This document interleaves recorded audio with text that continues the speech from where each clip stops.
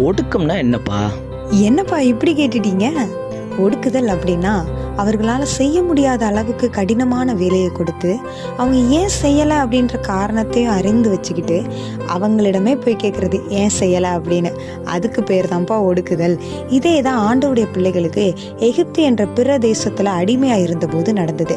அவர்கள் அந்த தேசத்தில் பழுகி பெருகுகிறார்கள் என்ற உடனே அந்த நாட்டு ராஜா என்ன பண்ணாரா, the king appointed task masters, அவர் விசாரணைக்காரரை அமர்த்தினாராம். எதற்கு அப்படின்னா அவர்களை கடினமான சுமை சுமக்கிற வேலையினாலும் சகலவித வயல் வேலைகளினாலும் பிற வேலைகளாலும் அவர்களை வேலை வாங்க அல்ல, அவர்களை ஒடுக்க விசாரணைக்காரரை நியமித்தாராம். அப்ப இந்த ஒடுக்குதல் இதோடு மாத்திரம் நிற்கவில்லையாம். இந்த ஒடுக்குதல் எங்க வரைக்கும் போச்சுன்னா இவர்களுடைய அடுத்த தலைமுறைக்கு நேராக அவர்கள் படியெடுத்து வைத்தார்களாம். இவர்களுடைய சந்ததியில் பிறக்கிற அடுத்த தலைமுறைகளை உயிரோடு இல்லாதபடிக்கு அழிக்கணும் என்று இவங்க முடிவெடுத்து பிறக்கிற ஆண் பிள்ளைகளை கொல்லணும்னு நினைத்தார்களாம். அப்ப அவர்கள் தாங்க முடியாத அளவுக்கு வேதனை பெருகும்போது தேவனை நோக்கி முறையிட்டார்களாம். இந்த 2025 இந்த ஒடுக்குதல் நடந்து கொண்டுதான் இருக்கிறது. பலருக்கு பல கோணங்களில் நடந்து கொண்டிருக்கிறது. ஆனால் உங்கள் ஒடுக்குதலை தேவன் நினைத்தருளுகிறார். உங்கள் ஒடுக்குதலை தேவன் கண்ணோக்கி பார்க்கிறார்.